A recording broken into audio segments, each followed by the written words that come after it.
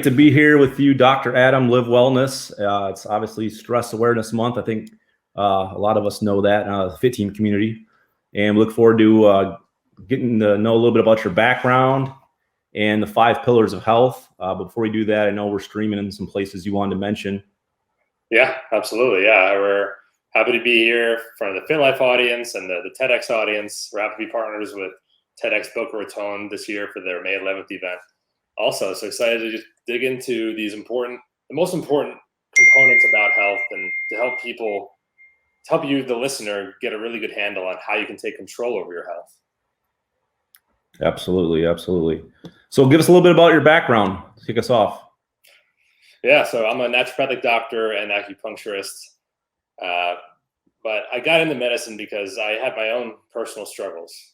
So, when I was young, I actually struggled a lot with social anxiety.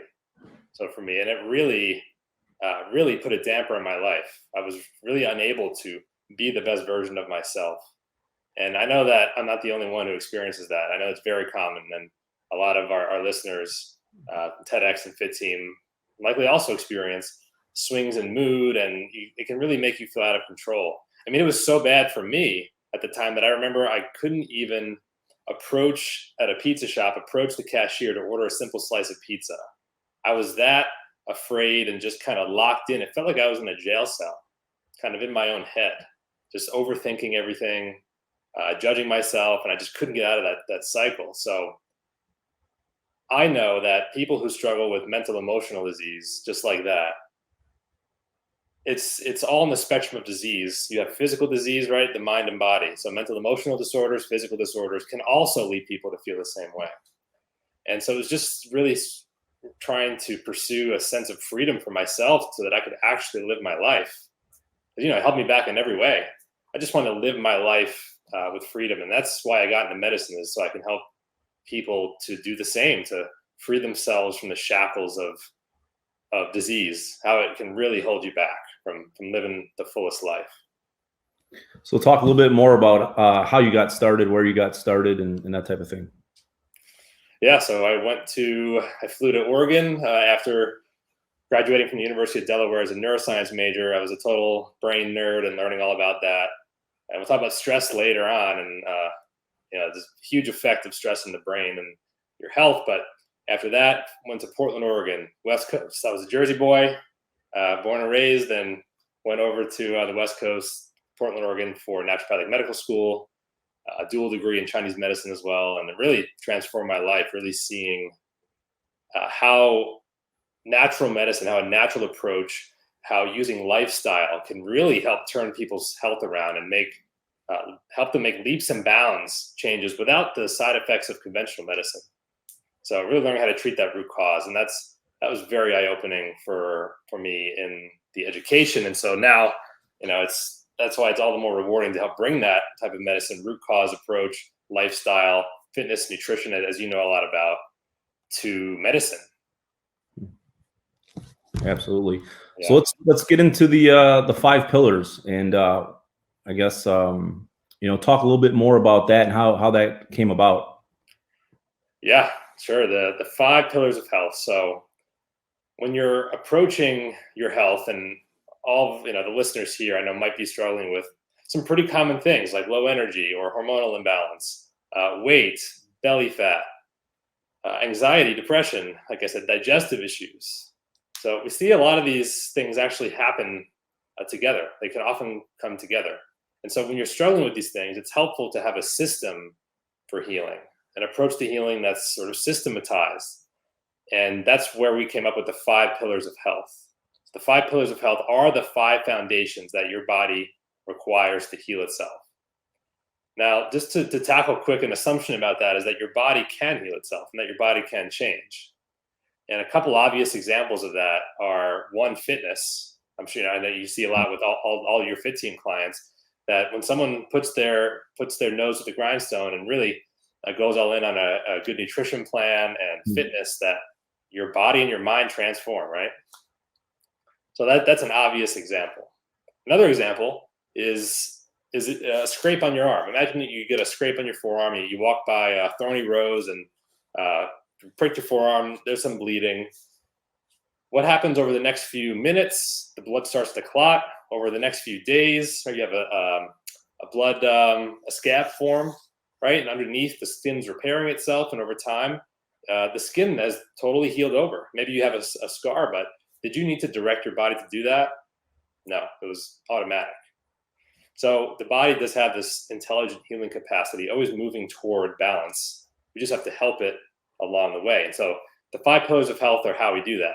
The 5 pillars of health are 1, nutrition, 2, detox, 3, energy balance, 4, hormones, and 5, mentorship. So I'll go through each of those one by one and give you a sense for why they're so important.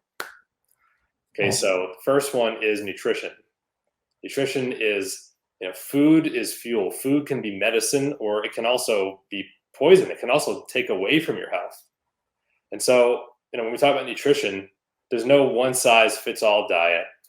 You really need to find what's going to work for each person. In general, there are some themes, right? Getting enough protein, enough good fat, because hormones are actually produced, testosterone and estrogen are produced from fat. Then you have, of course, you want to get a rainbow of veggies in your diet. And that's a general kind of blanket rule for helping someone to eat a more nutrient-dense diet that will supply their body with healing nutrients rather than exhausting your body and creating inflammation. I did mention earlier that a lot of the people we see, it's very common to see digestive issues along with fatigue, along with mood imbalances and joint pain and weight. And the common theme to all those things is inflammation. Mm-hmm. Inflammation starts in your gut. Your gut is where 80% of your immune system lives. So if we clean up the diet, we can also calm immune function and reduce inflammation overall. And that's a foundational part, one of the most important. Absolutely. Right. So that is nutrition. Yeah, I love that nutrition's obviously the first one. I think everything starts there, and our diet is so key. What we're eating, and it's just for so many people, we just haven't been taught to eat right. We're eating processed foods and just stuff that is just filling us with inflammation and making us just unhealthy. That's right. I agree. And a lot of the food companies that push their products, I'm sure you noticed this too, that they don't really have your health in mind, the consumer's health in mind as the top priority. Right? It's about something else. So yeah. So you got to take it upon yourself to empower yourself. Start finding circles of support like FITTEAM and other groups of people that are into health and prioritize that. And that what they're recommending is a health forward approach. So is there anything else you want to say about nutrition before we go to the next one, detox? Well, yeah, another thing is that supplements are sort of a part of nutrition, right? Think about food as primary, and supplements are important to help fill the gaps in, right? Because we know that nutrient density in today's agricultural landscape is not what it was back in the day. You need to eat 8 oranges to get the same nutrition out of 1 orange today versus back in the 70s. So supplements are important. They're there to fill the gaps in. You need both solid nutrition plan and the right supplements to fill the gaps in. Absolutely. So number 2, detox. Number 2 is detox. So detox is essentially your body's ability to clear out all the junk that builds up over time, because we live in a relatively toxic world. There's toxic byproducts that are produced from manufacturing plants that gets put in the water and in the air we breathe. Even plastics that we use at home, plastics like plastic bags, plastic water bottles, even the hygiene products like toothpaste and makeup. A lot of those things contain hormone disruptors, phthalates and things like that just put a grind in the gears of your body in producing hormones. And so that's one part of detox is first looking at the source of toxic exposure in your life and removing those. Could be anything. It could be even my dad. My dad actually has a rare autoimmune disease called CIDP. It's a neurological degenerative disease. He has muscle wasting in his legs, and it's very difficult to see him go from being an avid athlete to being able to hardly even walk now. But in the last few years, we actually discovered that he had mercury fillings, and so mercury is neurotoxic, and so he removed those, and so that's one example of the whole process. There's a lot involved, but now he's able to ride his bike at the very least. And so part of this, of that situation was getting rid of the exposure. So that's the first thing you always want to do is, clean out all your crappy products at home, your self-care products, and the crappy food, eating, non-organic food. You want to get that out, and eliminating the source of exposure. And you want to help your body to detox naturally. So your gut and your liver are two of the major detox organs your body has to eliminate toxins. And so you want to make sure that those are working at full capacity. And that comes from really eating a nutrient-dense diet, getting regular exercise, staying well hydrated, keeping stress well managed. All those things are going to help the body optimize its function, because it's all connected. It's all connected. If you would just talk a little bit more about the importance of being hydrated. Yeah, well, we know how much of our body is water. It's more than 70 to 80%. So water is the foundation for life. And a lot of times we actually see people who have cravings for sweet or for sugar. So if you're somebody who really struggles with those things and you feel like it controls you, sometimes we confuse the signal of a craving with just being dehydrated. And so just not drinking enough water can lead you to feel kind of anxious and tense, like you need something sweet, but really you might just need a glass of water. So in those cases, we recommend that you just make a good habit, first of all, of staying hydrated every day. And if your craving comes up, to first just take a big deep breath and a glass of water, see how you feel. Another interesting thing about that is, how do you know when you're hydrated? Well, one of the best ways to know is not just looking at, drink half your body weight in ounces of water per day. That's one way, but another way to tell is by really noticing the color of your urine, because your kidneys, you want to pay attention and trust your body in knowing how much water it needs. Your kidneys will filter out any extra water it doesn't need that you drank, and that will make your urine turn more of a clear color. Clear yellow is what you're after. So that's a little, an easy tip for knowing whether you're hydrated enough. Right. Anything else on detox before we go to the next one? Yeah, I'd say one more thing is you got to detox your mind and not just your body. When Dr. Krista comes in here next, so you guys will get into that. Great. Well, after nutrition and detox, that's going to lead to obviously better energy. So look forward to discussing that. That's right. Yeah. So energy balance is that third pillar. And that just refers to the health of your nervous system overall. And that's affected by a few different things. One is exercise. So it's, exercise is kind of a use it or lose it type of thing. The more you use it, the more your body produces muscle tissue, burns fat. Muscle tissue carries more mitochondria per cell than other types of cells. And those mitochondria are the energy producing factories of your body. So the more of that, the more lean mass that you have in your body. It doesn't mean you need to be big and bulky, but just, functional, and, you look good, then you feel good. It boosts your confidence. And that's all part of your overall wellness that affects your brain, your hormones, really that confidence and knowing and feeling highly capable physically. Mm-hmm. And that's something that a lot of people are missing in their lives. What it feels like to feel strong and feel capable. So that's the fitness piece of regulating your energy. And that also then helps you get a good night's sleep. Sleep being another part of that regulates your energy. I know we all know what it feels like to get a poor night's sleep and feel like a zombie the next day. And it affects your decision making and your ability to focus. And you just aren't fully there. You can't be productive, fully present. So getting good sleep is crucial to recharge your nervous system. Right? During the day is kind of it's like yin and yang in Chinese medicine.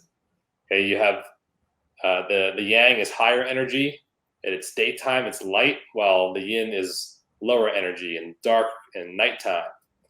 So it's just opposites, it's polar opposites, but those need to play together to create a unified whole, like the yin and yang symbol. So you want a lot of activity during the day. You get that good boost of exercise, especially in the morning when you have spike of highest cortisol and thyroid hormones and testosterone in the morning. And then by the evening, your energy will sort of be drained and ready for a good night's sleep. So that's exercise for regulating energy. Good sleep regulates your energy. And then stress is another big one that we'll dive into here soon. Let's jump back to fitness and being active. I once heard something recently, maybe a few months back, that an hour of exercise will add 2 years. Hour of exercise will add 2 hours on your life. I don't know if that's true or not, but obviously we know exercise and fitness is important. So many people are probably watching this, and maybe they're not active in that, or they're not exercising at all on a daily basis, or maybe just at all. What advice do you have for them to get started? Yeah, I'd say it's important for you to think about the compounding benefits of exercise. So if you just start with doing 1% more than you're doing today, that's an incredible amount of progress when you add that up over the long term. Mm-hmm. So if right now you're a person who's just totally sedentary, you're just at your work desk all day and you're too busy, can't get out of the house, just making time for getting outside for a 5-minute walk. Just 5 minutes, right? Go outside, walk a few minutes, turn around, come back, and then do that every day. Just take 5 minutes, okay? Then you step it up after a week and you go to 10 minutes, and the 20 minutes. Then you add in some body weight exercises, some yoga at home, look up a YouTube video. Just slowly inch yourself, because the power of compounding benefits far exceeds any other approach to health. It's making these habits feel like they're as normal as brushing your teeth. And then one day, you don't have to start right from the beginning of thinking, oh, I need to just go to the gym and do an hour workout with all these different body splits and this part of my body and these many sets. That's too much. Okay, just start with some things. Take action, and over time, you can start to build in more strategy, build in more support. Find a circle to support yourself, like FITTEAM. Find a personal trainer. Find friends who are going to keep building you up, because your social circle is also going to continue help you keep the momentum you need to stick it through over the long term. Mm-hmm. Great, absolutely spot on. Anything's better than nothing, but get started and keep improving on that. That's right. Sleep. So some people that are just irregular sleep patterns, sleeping short periods of time or too much. What advice or what tips do you have for them? Yeah, so sleep hygiene habits. Sleep hygiene are the best practices for helping create an environment and a situation that encourages sleep. So a few of these things that are pretty simple are: one, don't eat before bed. At least give yourself a 2-hour window at least before bed, eating your last meal. Okay, the digestive function, you want that all to just be nice and calm. Let your body just give all its energy toward falling asleep. Second is, and probably the biggest influence, is light exposure in your environment. So you want to imagine like you're out, kind of living in the caveman days. There were no lights, no electricity. And so when the sun went down, the sun went down. And that lack of sunlight triggers your brain to start a hormonal cascade that is the sleep onset process. So melatonin release. But when we're in these artificial environments, light is always being thrown at our eyes. And so our brains constantly think it's time to be awake. And so you want to really dim the lights. You want to also find lights in your environment that are more red spectrum versus blue spectrum. And so you'll notice this when you start paying attention to the lights in your environment, in your home, at the office, when you go to the grocery store. You'll start to notice that some lights have a more warm yellow incandescent color, and other lights have a more bright white fluorescent kind of you need to look away type of feel to them. So you want more of the red, the yellow warm spectrum lighting. That's more natural for your eyes. It's not as stimulating for your brain. So those are two of the easy things that you can do to, if you're someone who has trouble with sleep onset, to stay asleep, to really fall asleep, and hopefully that'll help you stay asleep. That's great. Anything else on energy before we move on? I'll go with energy. Let's move on to hormones. All right, let's do it. Yeah, so hormones are, there are over 300 hormones in the body, and they are responsible for nearly every important function. It's libido, it's energy supply, it's fat burning and muscle building, your concentration, your body temperature regulation for someone who tends more to run warm or cold. So hormones control nearly everything, and there's 2 different types of hormones. We can just put them into kind of 2 different categories here, since this is probably most relevant for most people, which is fat burning hormones and fat storing hormones. So the fat storing hormones are things like cortisol. Cortisol is a stress hormone. And when we're overstressed, cortisol builds up in the body. And the rhythm of cortisol, which should elevate in the morning, like I mentioned earlier, but it helps you kick you awake, provide that sense of alertness in the morning, and then trail off during the day so that you fall into a slumber and tired to fall asleep. But when that rhythm falls out of whack, you can have trouble sleeping and difficulty burning fat. So that's one of the hormones that underlies that really stubborn weight gain. Another one is estrogen. Estrogen, which, we have it too. It's not just women, right? Men and women both have testosterone and estrogen, just in different ratios. So estrogen, which happens a lot in the aging process. Of course, hormones become kind of harder to come by. That affects estrogen and testosterone as we age. And so that can lead to a more tendency toward fat storage as well. So insulin is one more when we eat sugars and carbs in the diet. That's why we really want to focus on eating a diet higher in protein and good fat and a variety of vegetables.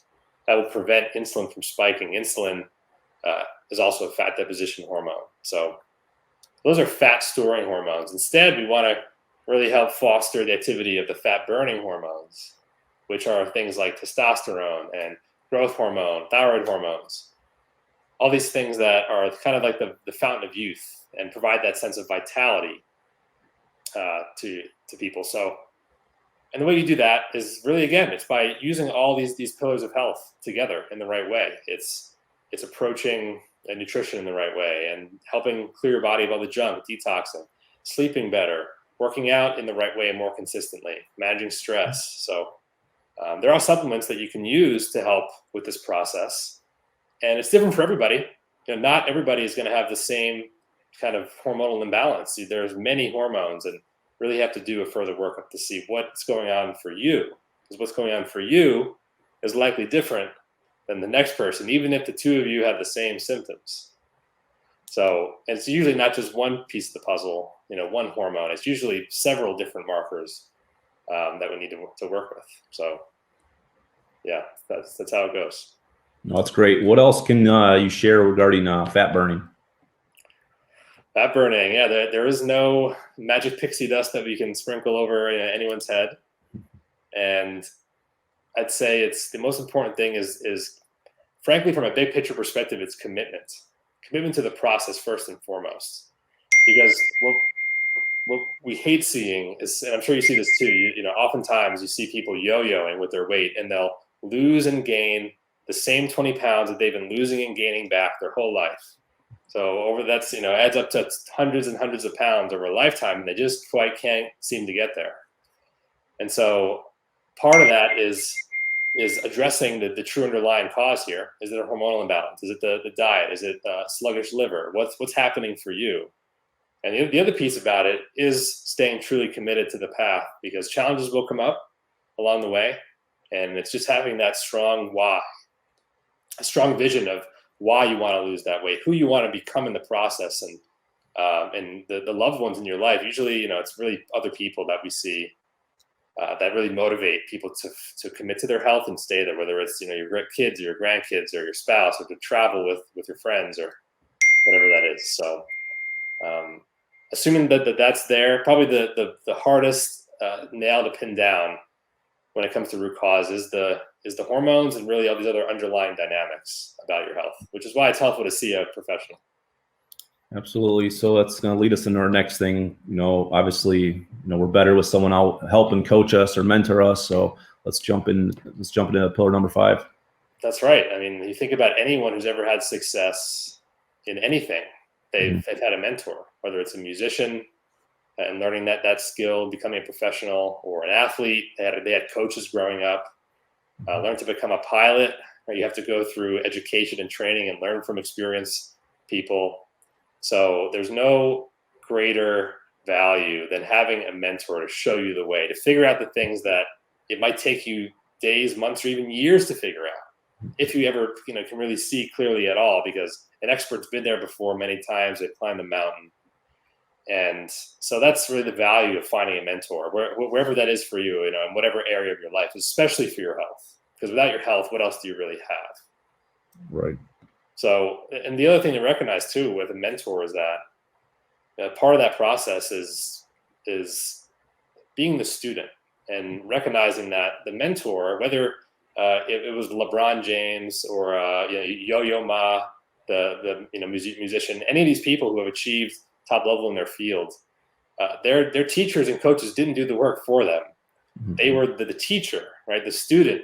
They were the student under the wing of their mentor, their teacher, with the willingness to put the work in and continue past those challenges that come up, and lean on the mentor when needed, bring questions, bring challenges. And so that is really just invaluable, having both that mentor and that commitment to your vision of what you want to achieve. That's really the killer combination when it comes to giving yourself the best chances of accomplishing what it is that you're setting out to accomplish.